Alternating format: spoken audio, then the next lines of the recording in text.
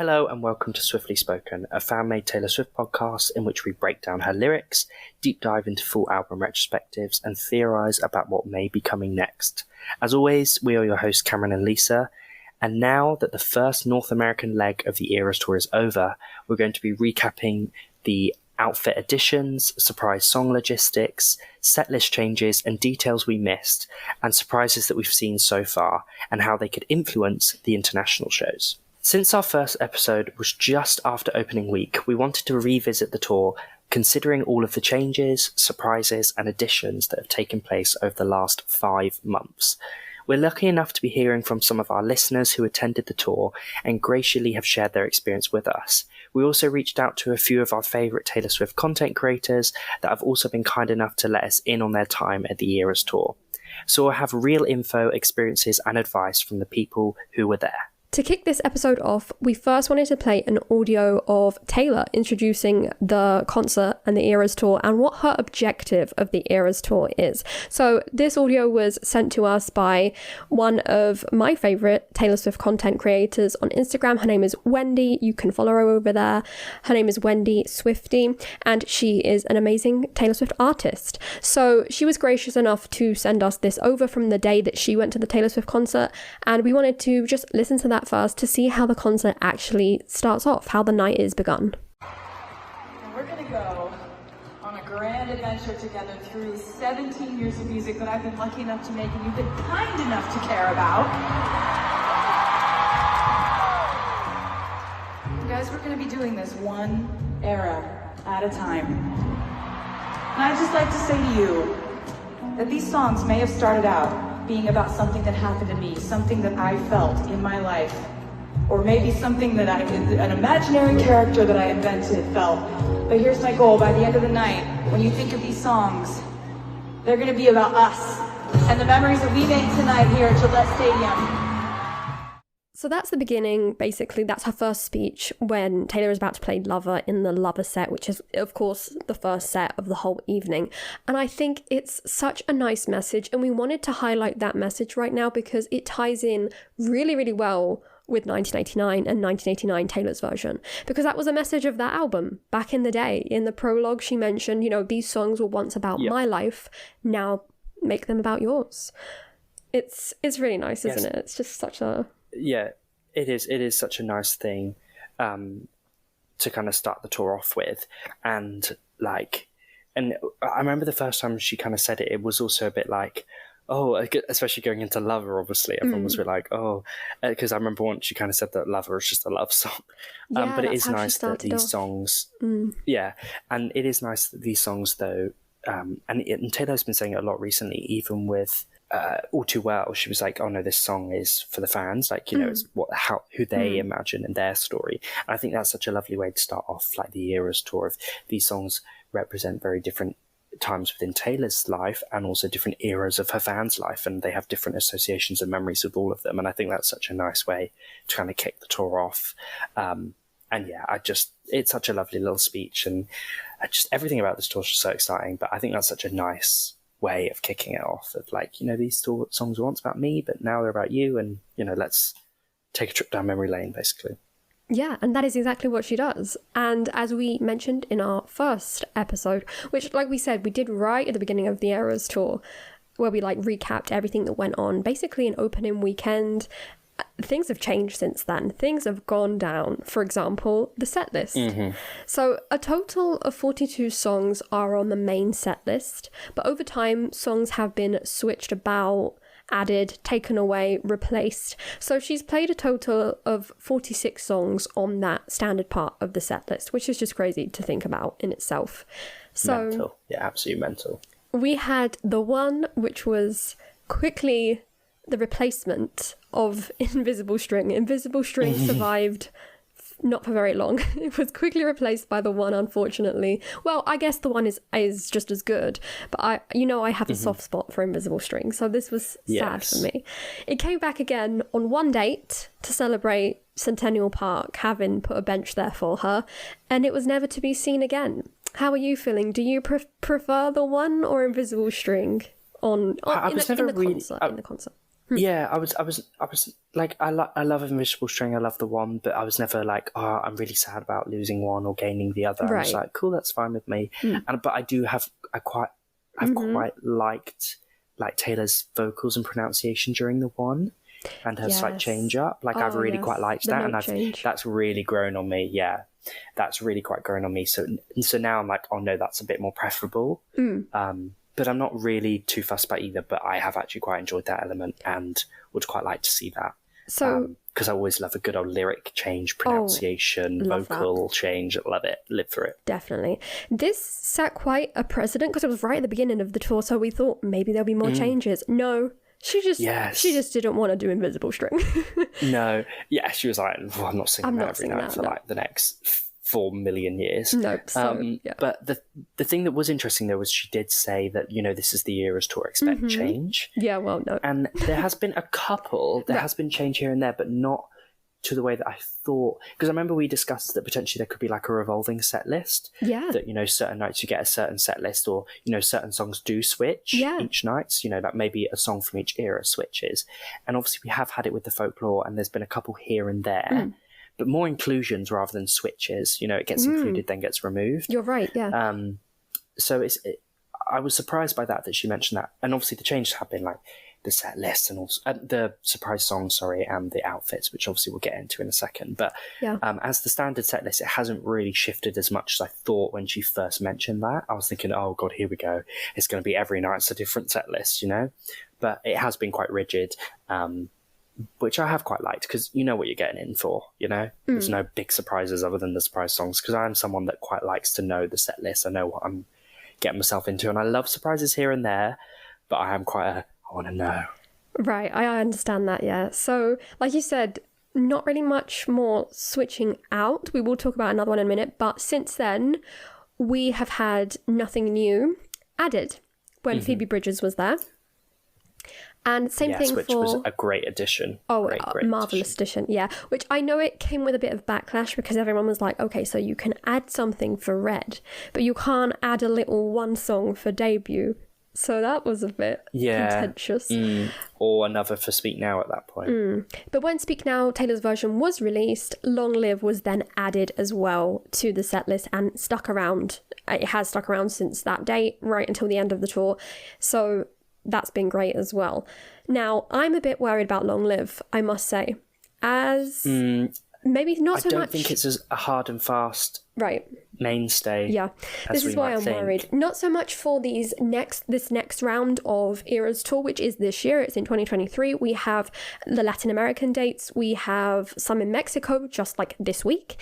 And then in a couple of months' time, we have the rest of the shows.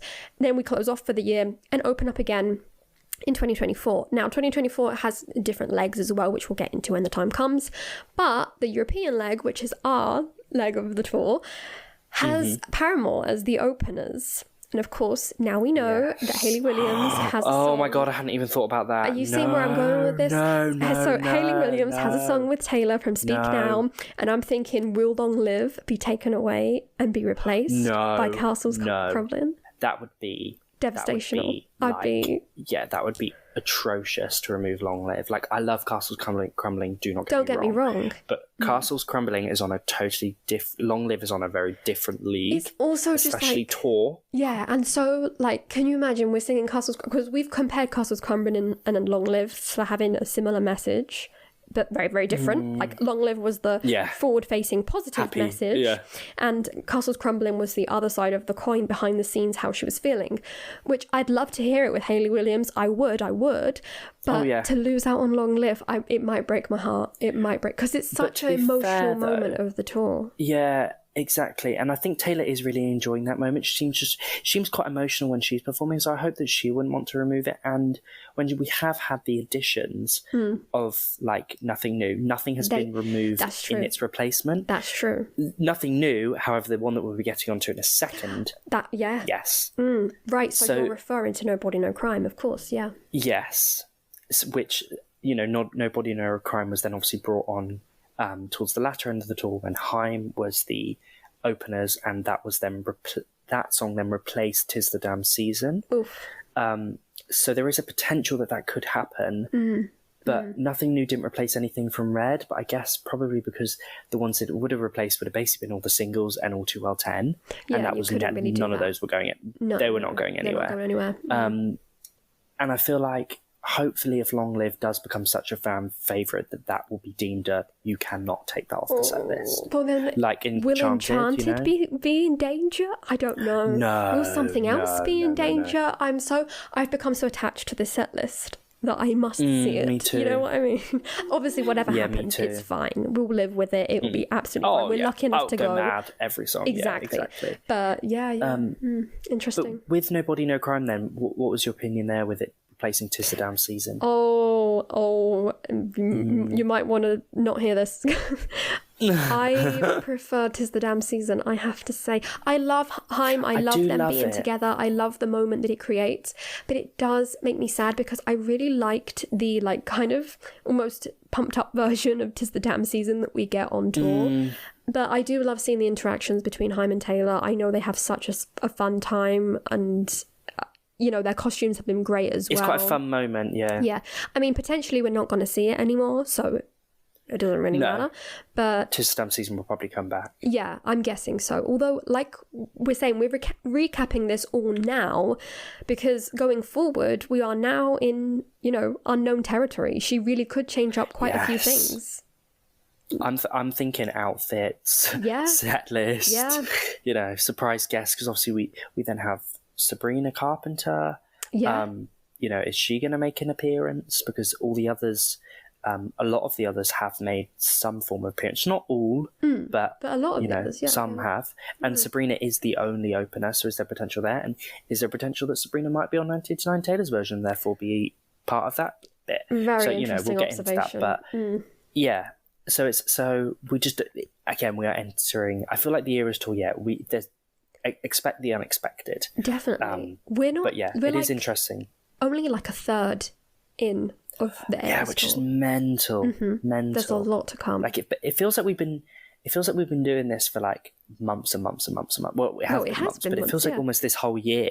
Well, it's going to be in the end, and the whole of next year. It's crazy to think. So a lot could change, and that's why we wanted to kind of like recap everything now, just to have this as like just to go over like what has happened and what could happen, and what we would miss and what we wouldn't. And going into that, the next thing is surprise songs. Now, I love a good statistic. I love, highlighting which surprise song she sung, which she hasn't sung. I'm a bit like that because I really, really do want her to sing like everything. I know that sounds very like dance monkey. It's not so much that, but there's some songs that, she's never debuted live before, and we finally got a few of those from Fearless Platinum finally sung live, which is crazy. So I really want to see a few more debuts from back in the day. A certain song called Crazier, which I know that you would love to see. But let me run down some statistics, and then you can tell me how you feel about everything. Right now, she's played a total of 53 shows. At each show, she sings 2 surprise songs, as we know. However, she has repeated 5 songs. She repeated in total Clean, Our Song, Death by a Thousand Cuts, You're on Your Own Kid, and Maroon. Everything else was just like every night was a completely different song. It's funny how she repeated those 5 songs. Clean she repeated just on a random day, but the other 4 songs she repeated on the nights that the camera crew were following her around and recording the Eras tour. Which is very poignant choices for sure, which we'll get into because we'll have to talk about the camera crew in a bit. But anyway, in total, she's played 99 surprise songs. Which ones were your biggest loss? Which ones just pop into mind where you're like, oh, I wish I was there? I think initially it was like the Comeback Be Here's and Tim McGraw for you. I know that the first week Tim was McGraw. devastational. Oh, don't. Tim McGraw, Better Man. But ironically, the one that I was like, I would have absolutely just fallen apart hearing that is Tied Together with a Smile. Like, oh my God, that version is so, like that, I was like, I cannot wait for debut Taylor's version because the emotion that she poured into that and the maturity in her voice was like, it really highlighted that. I've always felt like that song was ahead of its time in terms of Taylor songwriting. And especially when you hear, like, modern her sing that, you're like, God, that songwriting is so good, because it still stands the test of time. So that one for me, actually, looking back on it now, is actually the one that I was like, God, that was just that was incredible. But all my kind of favourites, as some of the ones that I've mentioned, yeah, like Tim McGraw, Come Back Be Here, Cowboy Like Me, I really loved. I also loved the moments when like Jack and Aaron were brought out. So like the Great War looked really, really cool, and everyone, it was so loud. But for me, I think the top one that, if I could pick one to actually be in the room and listen to, would have been Tied Together, because that was incredible. What about you? Yeah, that's definitely one that kind of surprised a lot of people, I think, because as we always say, debut has paid dust many of the times, and that's quite sad. But when you hear some of the songs, they are ahead of their time. Cold As You is another one that is incredible. Oh, yeah. Written by such a young person to have that emotional depth in it. But anyway, I have a list of, songs. I kind of like whittled it down to like 3 songs from each album, which would make me very sad, which we did discuss in one of our episodes previous to the Eras tour, or as it was beginning. But yeah, Last Kiss was a sad loss for me. Out of the Woods. Yes. Oh, Out of the Woods. Yes. King of My Heart on the piano. She did it. Yes, because you said you wanted that as well, and you did get it. Yeah, and I think I loved it. Yeah, which is such a full circle moment. In our first episode about the Eras tour, I said, I would love to have been there, of course, but we knew that we was never going to be at any of these shows, but I would love to hear King of My Heart on the piano, and she did it. And I was like, you messaged me that day, like, you was like, is this what you said? And I was like, yes, it was what I wanted. So you got it. Yeah. Evermore. Oh, what a loss. Yeah. Oh my So gosh, good. yes. No, it's the ones where like vocally there was something really different and distinct. Oh, she was Evermore, going she was for it singing on Bon Evermore. Iver's part. Wow. Oh, it was good. Yeah. That was another level. And to be fair, even the Gracie song that she sang, I really loved that as well. Like hearing her. I Miss You, I'm like, Sorry. Yeah, but I forgot about Evermore. That was a moment. That was so good, that song. Like really, really good. Yeah. Because some do lend themselves better. Like some of them sound cool acoustic, and you're like, that's fun. But certain ones, you're like, God, that sounds good on a piano. God, that sounds good on a guitar. Yeah. And I think Evermore was that one. That was like, wow, that was really, really solid. So considering that, my list of songs that I have kind of like printed out is comprised of 207 in total, which means there are still 62 that she hasn't played at all, which it makes me sad because I do want to hear them. Like, I don't want them to be lost in the fray. For example, there are a few, like I said, from Fearless Platinum that I just like that. There are a few from like the Fearless Vault that obviously have never been played live before. Like We Were Happy is there. That's When is there. Don't You is there. I'm surprised that like Keith Urban wasn't brought out, because he was literally there one night. I know. When he was there, I was like, okay, that's when it's Is he coming out? Yeah, no. Come on. We didn't get it. Yeah. Quite a few of Reputation. I know she like powered through some of Reputation on the final nights, but a few from Lover as well. And then some of my favourite songs haven't been played yet. So we haven't had like from Midnight's even Sweet Nothing, Labyrinth. And I think, I don't know, she wasn't ready to face some of them, I think, which is perfectly fine. To be fair, one of the ones that I was most surprised by that it was included was All of the Girls You Loved Before. Mm-hmm. I don't know why I just didn't expect that, because obviously it was technically unreleased and then was released officially. But to hear that, I was like, oh, wow. Like that, I've almost see that one as like the unreleased songs, like I almost see them like planets, like a solar system. You have like the albums, and then you have like the stuff that kind of spins around it, a bit like a satellite, just like that is associated with that era, but obviously isn't technically attached, right? Because it's unreleased. So many years afterwards as well. Droplet single, yeah. And I just don't really see that as part of the solar system of Taylor's discography, and that kind of anchored it a bit more of, oh yeah, that is like a legitimate song that isn't just a unreleased one that I've downloaded off some weird website and imported from my laptop. So yeah, that one was quite a surprise. I just didn't expect that, and I do think that no song seems off limits. Like it seems like she wasn't just picking certain ones from certain albums or like all the really well-known ones. There were some rogue ones in there, so I think that we should hear quite a lot. Some songs I don't think will ever see the light of day is like Cats songs. No, I'm not. I'm not Sweeter Than expecting Fiction. Beautiful Ghost to appear. No.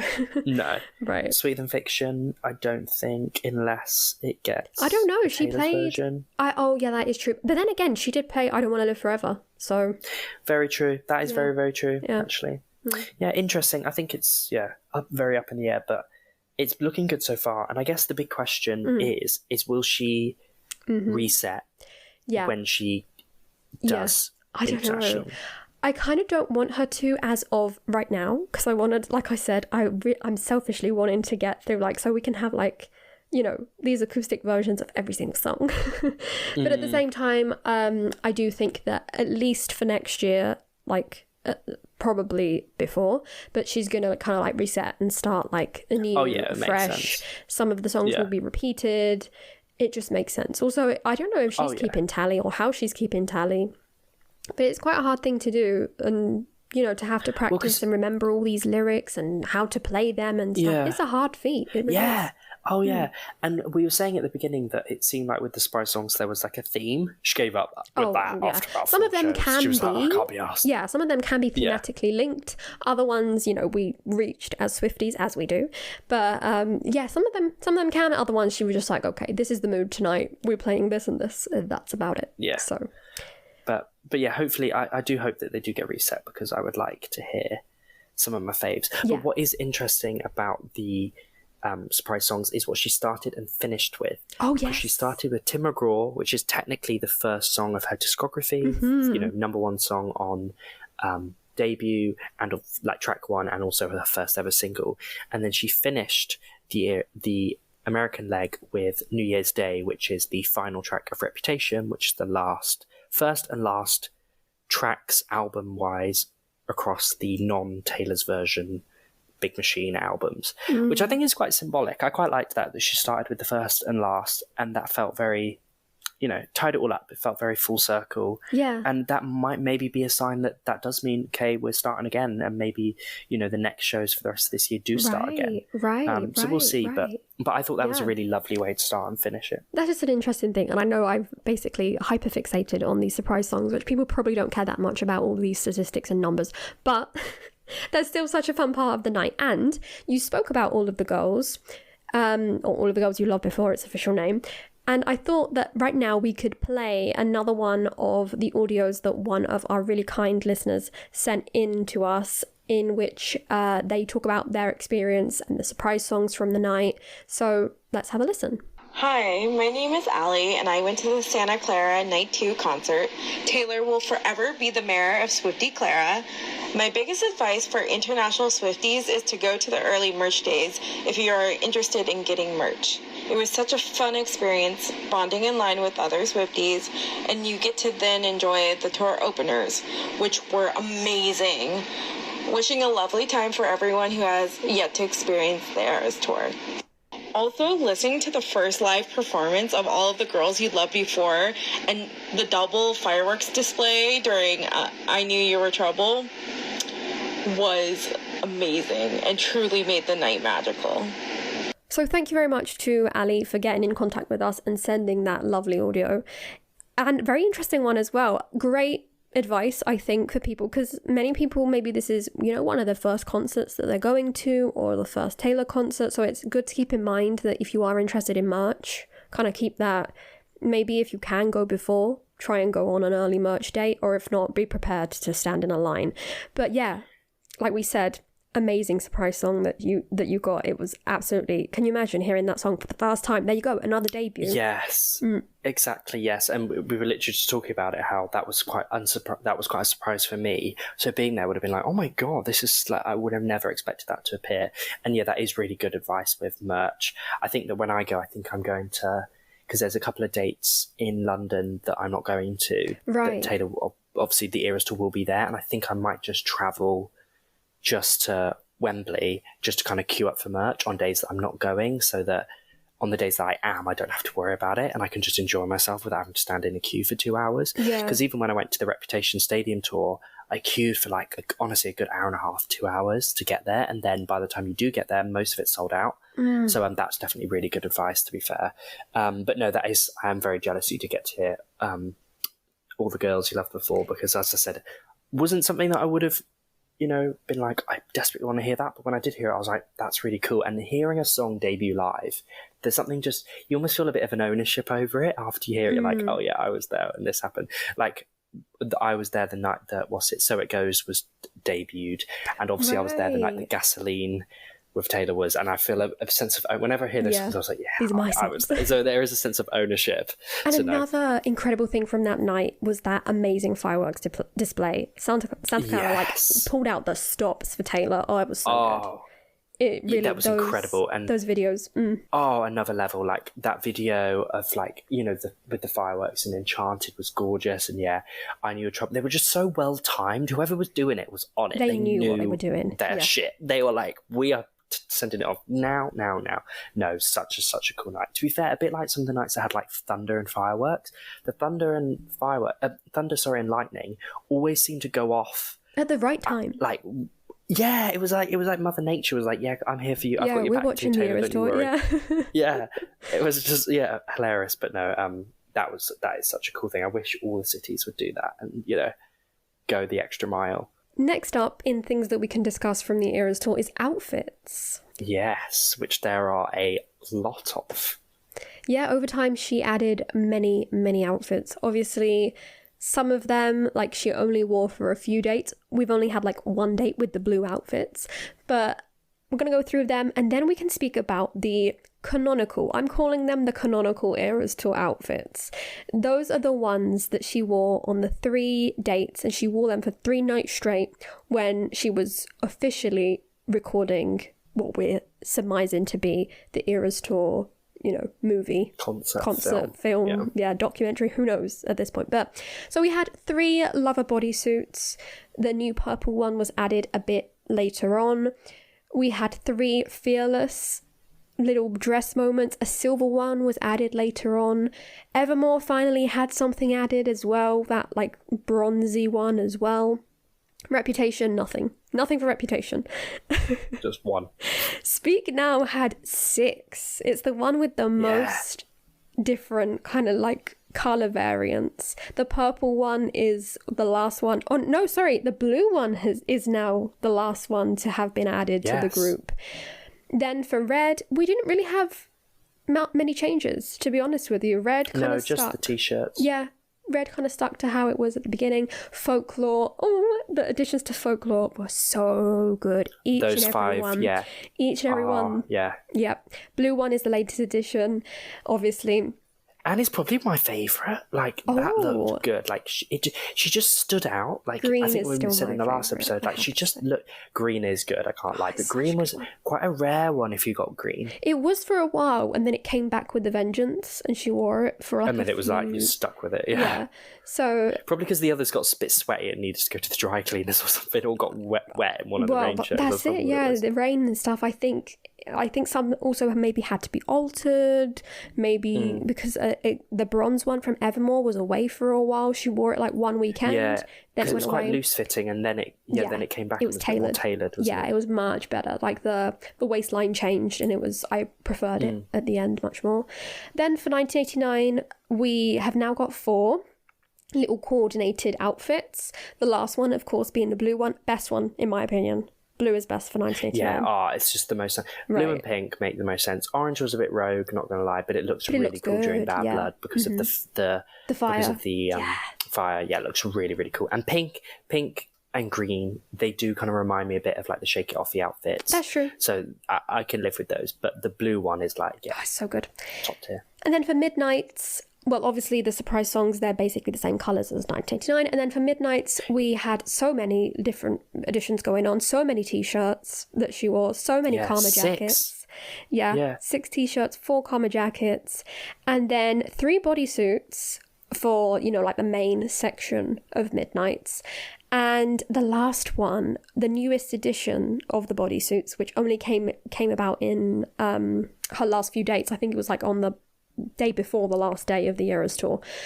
It was such a good one. It reminded me a lot of what she wore in the Bejeweled video, when she's doing the cabaret moment at the end kind of thing. Yes, it does a bit, to be fair. I think lots of people were referencing one of the alternate outfits for the like. Yes. 1989? The like style, 1989 World Tour style outfit, and lots of people referencing that, the blue version of that, and saying, "Oh, it was potentially that," and that's why it kind of came out during the last, couple of nights. Last couple of nights. But I guess if you were working through all of these then, and obviously your ideal outfit for each show, what would that be? If you went through each era, what would the what one would be like? I want that. Oh, I love that. And then I'll do mine after. I love that question. Yeah. Okay, so for Lover, I'm definitely going for the pink and silver. Love that one. Oh yeah, you kidding? Yeah, pink. It's got to be. For Fearless, this is another one that is just obvious. The gold fringe dress. We don't want no noodles here. No noodles. No noodles for me. Big fat no. If I had to pick a noodle, it would be silver. Yeah, I've kind of become used to and quite like gold noodle, but really over time. It just looks like no. I don't know. Over time, I've grown to love it a little bit more. Obviously, I wouldn't care whatever she pops up in. I'm gonna love. But again, this is all for fun and games. Evermore, honestly, I'm not sure on this one. Neither of them are my favourites from the whole tour. But I think I'd probably go for Standard Orange. I think Orange, so. Me too. But I wouldn't be too worried about, because I quite like the bronze now that it's been kind of tailored. Yeah, and that's they're both true. quite similar anyway. Yeah, I like the orange them one is quite together. nice. Like either one is fine. I'm not like the biggest stan of either, but I like them quite a bit. Yeah. Reputation, we have no choice. So there you go. Yeah, and hopefully we get some more. I hope we get a Reputation whenever Green and Reputation gold is, snake would be great. Taylor's version is on the horizon. Maybe we'll get it. But for Speak Now, this is a difficult one. There's so many.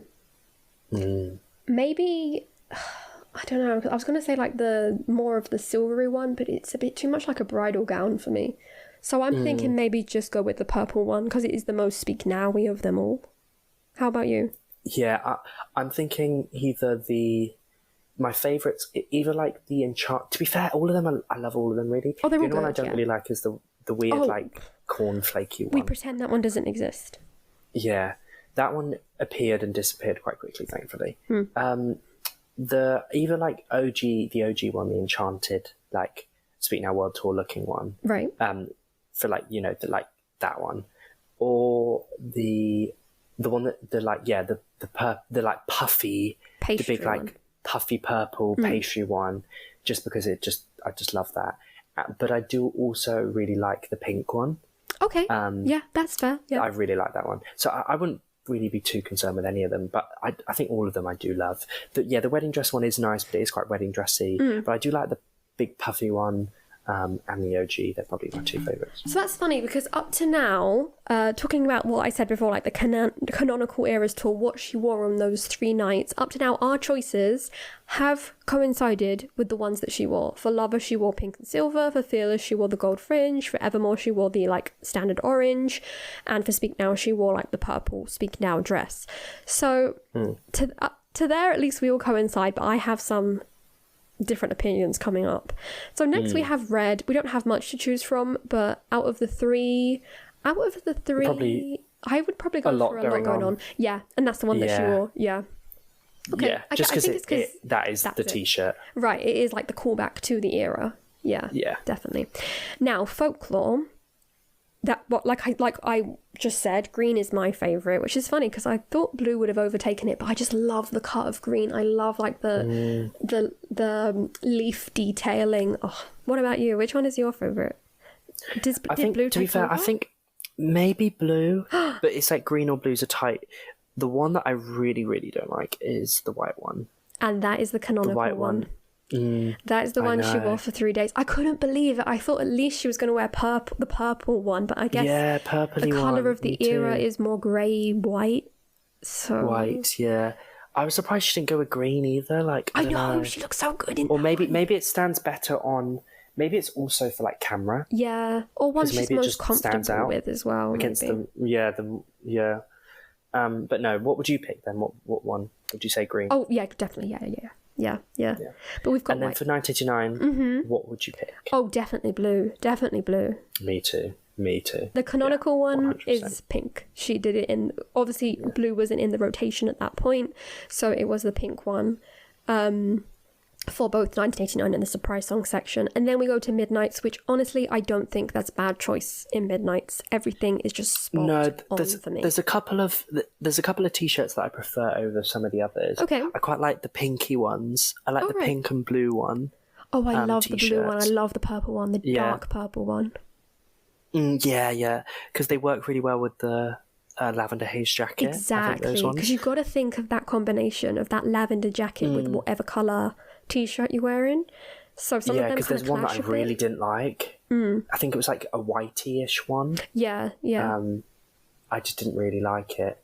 And then what about bodysuits? Oh, they're all so good. And her canonical one, the one that she wore for those 3 days, is the second bodysuit. So it's not second. Yeah, it's not the one that's that the one I'd pick.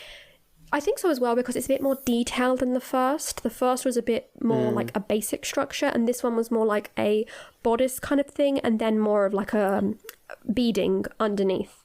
And then the third one was had a lot of gaps in it, basically. So yeah, it was more like skin tone. Yeah, I agree. I think the second one is the best, definitely. Yeah. And then Karma jackets. Oh, I don't gunmetal. The oil slick, the one that's black, but it has all of these little different colours woven into it. That's my favourite, which is not the one that she wore. She wore the blue one, which was a lot blue going on. I was like, no, put the gunmetal. I guess she was really sticking to the era's colour. Yep. Colours. What did she wear again for 1989? Pink, because blue wasn't in rotation at that moment. Yeah. Yeah, true. Yeah. Very true. Which makes sense, to be fair. That does make sense. So she was quite rigid on sticking to the colours that were associated. She was. So that's very interesting. And that is what you can expect to see in the eventual Eras Tour concert, which we basically have confirmation. Exciting. We know there was a camera crew. God. There was a drone on the other night. There was like a little robot running around for the other night. So for 3 nights, she recording that will be mashed up together, and it will be interesting to see, which part from each night gets chosen. I love to see that. When do you think we'll get that? Do you think we'll get that with like Reputation? It was kind of like a New Year's Day thing, right at the end. Yeah, I don't know. Do you think they'll do that? Like.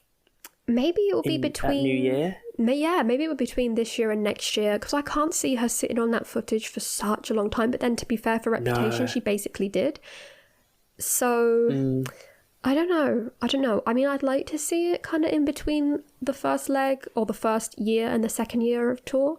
But we might have to wait. I would honestly like it to come at the end of this year into early next year, because I think, to be fair, it'll just add to the hype.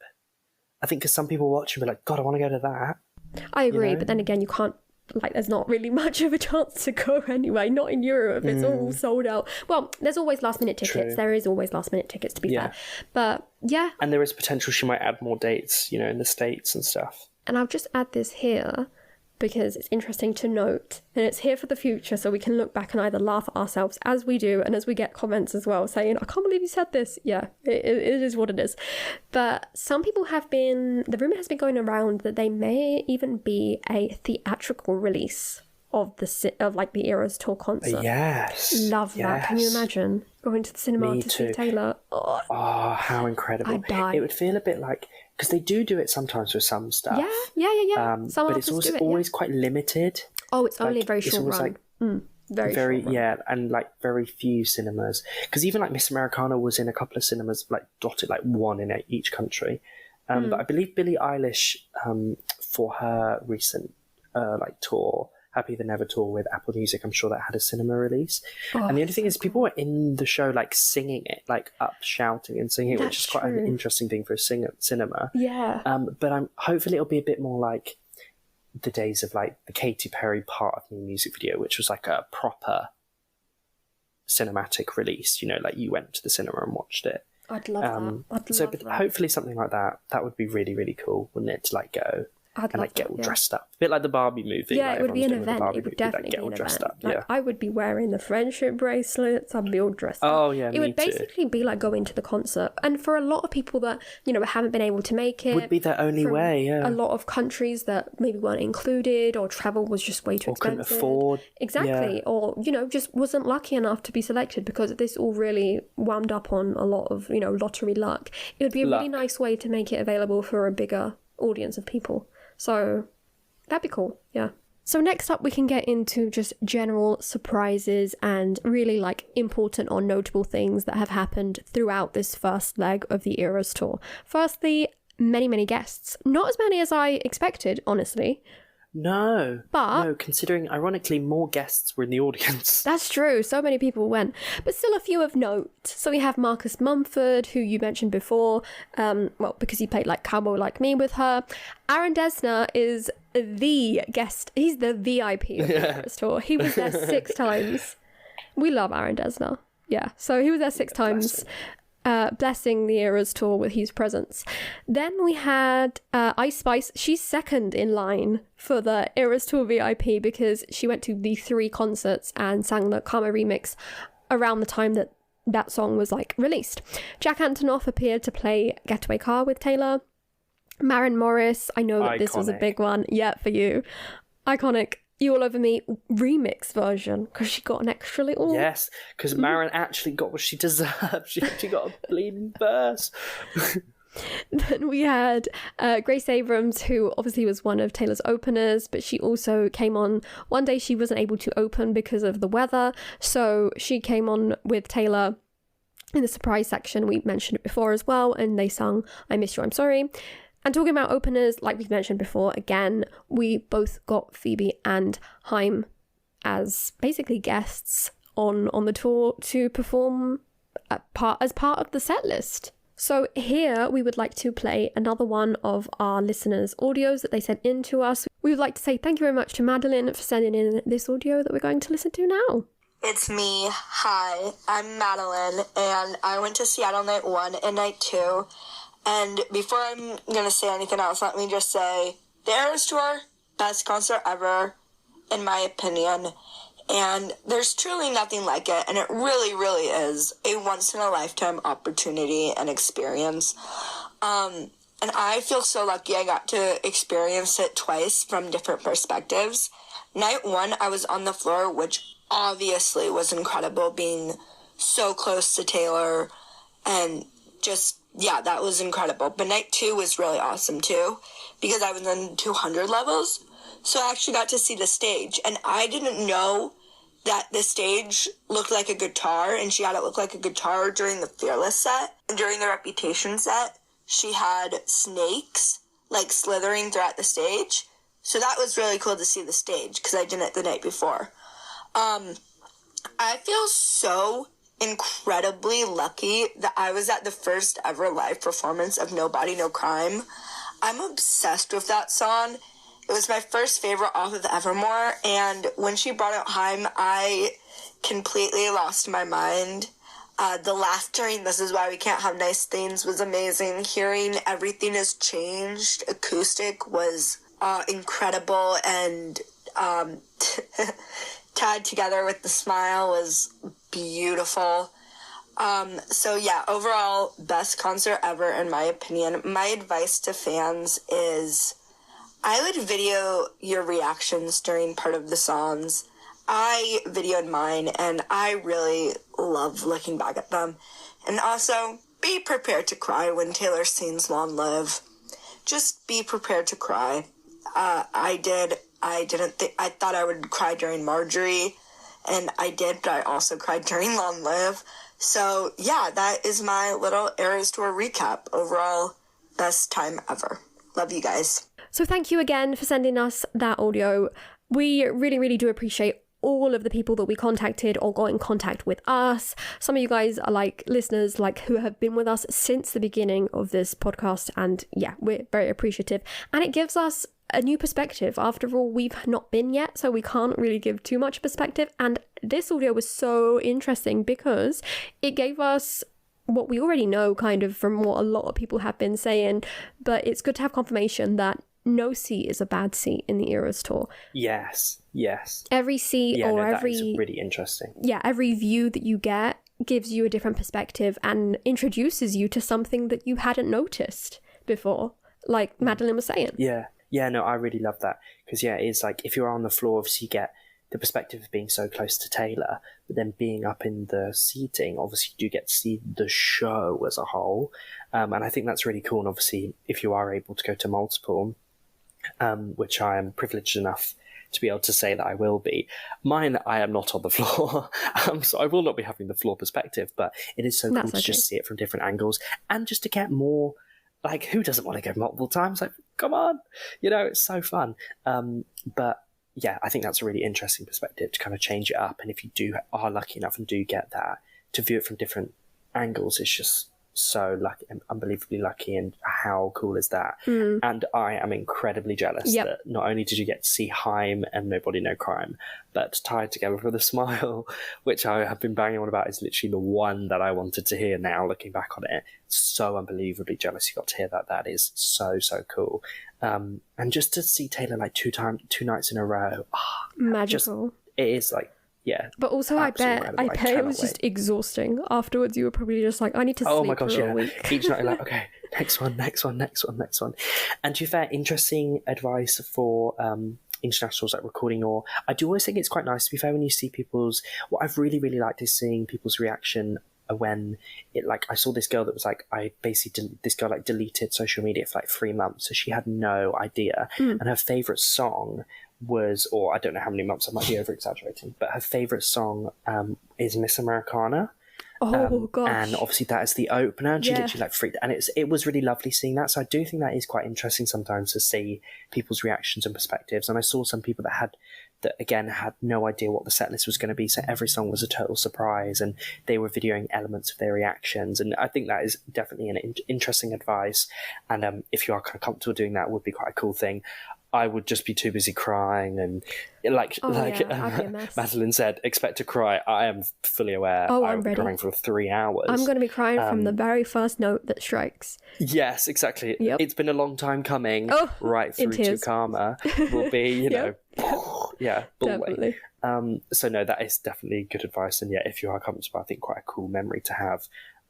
But yeah, thank you so much for sending in audio. I love this. It's so cool getting to different people's perspectives and like different advice and stuff, because yeah, even though, you know, we can chat and sit about it forever, we haven't been, so it's nice to get people on that have and can give their advice and their kind of perspectives and make us even more excited. Definitely. So thank you again to Allie and Madelyn, who are both listeners who have interacted many times with us on the podcast, you know, in our comments on YouTube. And there are other avid listeners that we love to interact with you guys, and we would like to hear from you on this episode as well. Even if you haven't been yet to the Eras Tour, what changes are you expecting to come in the international side of the Eras Tour? Are you expecting things to maybe be changed about quite a lot? Is it going to be like a 1989 situation, a Speak Now situation?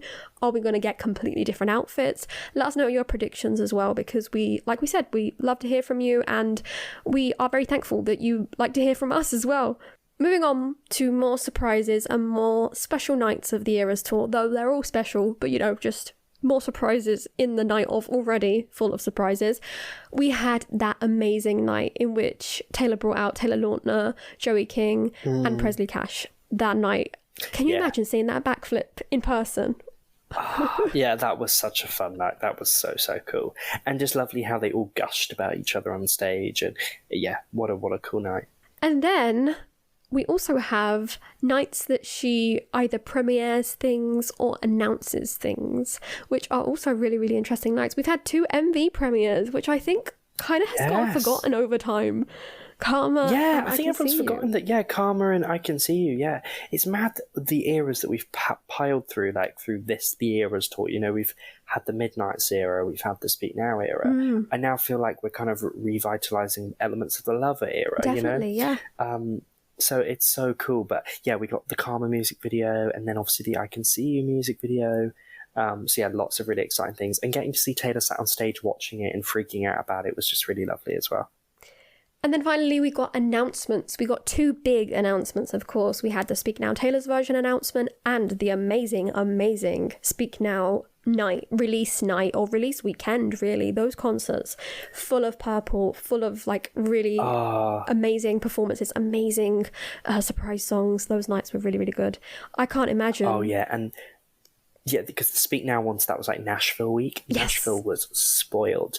They had like museums and this and that, and that was such a cool weekend because that was when everything was so unexpected. Whereas with the LA ones, even though it was so exciting, you know, it was like, okay, she could do that, you know, like she could announce it, we like, were which all was like, exciting. is it but gonna happen? Speak Now, everyone had no, like, it was like, what? You know, and mental. Whereas what was so cool about the 1989 release show, announcement show, sorry, was the outfits. The fact it was like, oh my god, she's wearing a blue outfit. It was like, oh my god, she's wearing another one. Oh my god, she's wearing... And then, moment. I don't know if you've seen, but the video there's a video of someone waiting for the 1989 one, and the eruption in that audience when she appears is just on another level. And I think what's also worth mentioning while discussing the Eras Tour is the amount of people that are outside of the arenas. You know, like tens of thousands of people have been... The demand is so high that they're filling up,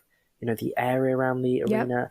The Eras Tour is basically propping up, this is a bit dramatic, but, you know, propping up the US economy. Like, it's just a cultural phenomenon. It really is. It is just on another level of just peak of her career.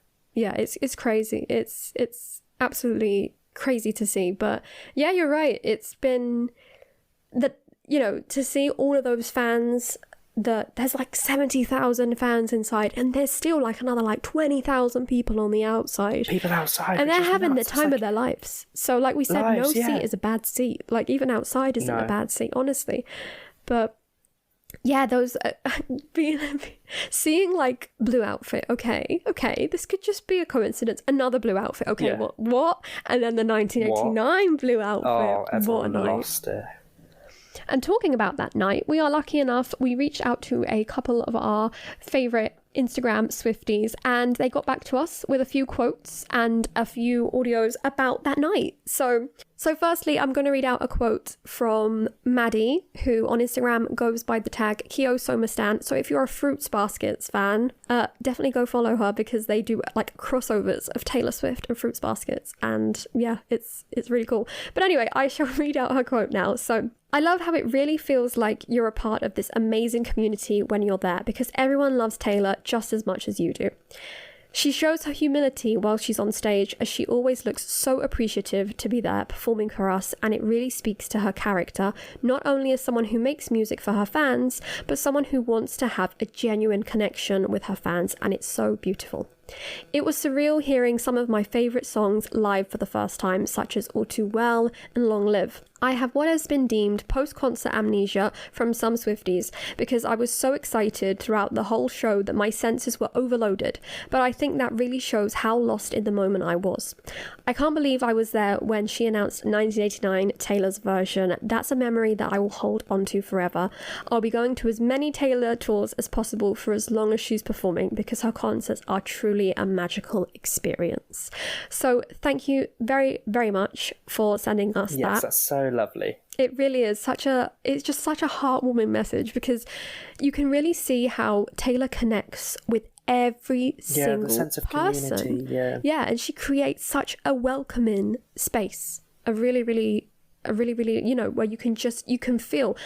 And some of these comments just really show like Taylor's character, which we know of Taylor's character, but to be there in person and feel that really attests to how she is as a performer and as a person. We have another submission from Hannah, whose Instagram handle is holdontothememories_TS13, who we reached out to because we're big fans of her account. I've been like rinsing Hannah's account for content. She's been posting so much really, really cool content and just sharing all of her videos, all of her just really fun outfits and everything. I've generally loved it. And she had the coolest interaction ever with Taylor during Love Story, where Taylor literally sung Love Story right at her. I'm so unbelievably jealous. So yeah, Hannah submitted her audio because she was also at the 1989 Taylor's version announcement. So yeah, we'll give Hannah's audio a listen as well. Hi, my name is Hannah. My Instagram username is holdontothememories_TS13. I was fortunate enough to get to go to quite a few different Eras shows this tour, but one that stuck out was definitely closing night on August 9th in LA. A highlight of that show was definitely getting to see all of the new blue outfits in person. they were such a surprise, especially the Speak Now dress. I was not expecting that, but it was really cool to see that in person. Obviously, that was a really exciting show because she announced 1989 Taylor's version at it, which was so much fun to be a part of. It was just so cool to be in that environment with people who were just excited as I was, and just to get to see her announce it in person was really, really cool. Some advice I have for people going to future era shows is just to have fun, be yourself, and just be nice to people. But most of all, just live in the moment and appreciate it while you have it, because it'll be gone before you know it. And you just really want to take it all in and live in the moment and have the time of your life. What's interesting about both of these audios, which both Hannah and Mady commented on, two things. Firstly, they both commented on, funnily enough, the sense of like community and being there, and like the Swifties coming together. The friendship bracelets, I know they didn't mention it, like them, you know, but it is kind of like part of taken off. Yeah, it really has. It's such a beautiful thing, honestly, if you think about it. Like just random people coming up to you and being like, here's this and here's that. Which they've, you know, they've lovely. They've planned out, they've bought the beads. Taken hours, Exactly. Oh, it just makes me so emotional. I love that. I love that so much. And the second thing they both commented on was how in the moment you get in these concerts. And like Mady said, like it could even give you a bit of like post-concert amnesia where you've like experienced so much. I can't remember anything. You're like, oh my God, what just happened? And like Hannah said, it can go like quite fast. So you've got to try and enjoy it. Don't feel pressure to... you know, have to record every single moment, or just chill, trying to have the best time you can, and really, take the moment and taste it. Never. I'm so cheesy with that, but definitely. No, I get what you mean. No, it is really interesting, and so unbelievably cool to be there, and like Hannah kind of said, being in, you know, a stadium full of people that are all just excited to be there, which is so fun to be around, you know, just so many Swifties and Taylor Swift fans that are just so excited and having the time of their lives. So it is, and it's so lovely to. I just can't wait. Like I literally can't wait to go. We've got ways off, especially hearing the audios and quotes. I know we've got so long, but hearing all of these has just made me even more excited. Like I just genuinely can't wait. I know I was saying to you the other day, like, because you were talking about you were already making your friendship bracelets, and I was like, a bit early. I was like, are you crazy?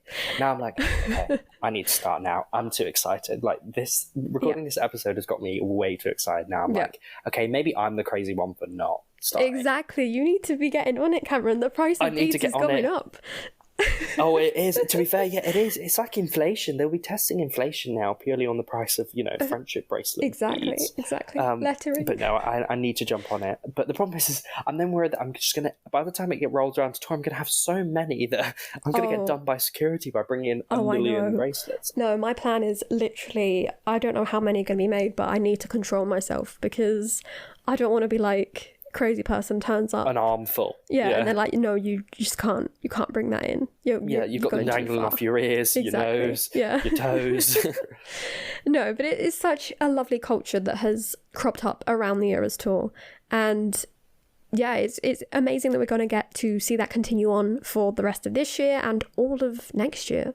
It's just such a special moment that we're living in, and it's amazing to see Taylor at just her best physically, being able to perform that such a grueling really show for 3 hours and just do it flawlessly night after night, every single time. Yep. It's amazing to see. Her vocals are incredible. Yes, you can tell she's worked on this tour a lot, and the fans, you've heard the experiences of all these people. Like, everyone is just taking away such incredible experiences, and that we are lucky enough to be able to experience that ourselves, and even just for fans everywhere to be able to experience it through people who so kindly are, you know, sharing their experience with everyone else. It's incredible, and it's great. It really does show the community of Swifties and how we've all come together to appreciate this incredible tour and this celebration of her entire career of music. Thank you for listening. We've now come to the end of this episode, recapping the Eras tour. I can't believe that we've come to the end now, after kind of, the anticipation and the announcement, and then recapping some of the surprise songs and the kind of first opening weeks. But yeah, thank you again for listening. And we'd also like to say a massive, massive thank you again to Wendy, Madelyn, Allie, Mady, and Hannah, as well as everyone else who got in contact with us expressing their excitement over this episode. We really, really loved having some of our listeners and favourite content creators be part of this episode, as the Eras Tour is kind of a community, and we really wanted different people to input and add and hear their stories and kind of share their experience. So thank you to everyone for sharing, gracefully sharing your experience with us. We feel very privileged to have you on our episode, and we look forward to having more people get involved, and we really, really love doing this. But yeah, thank you again for listening, and yeah, we'll see you in our next episode.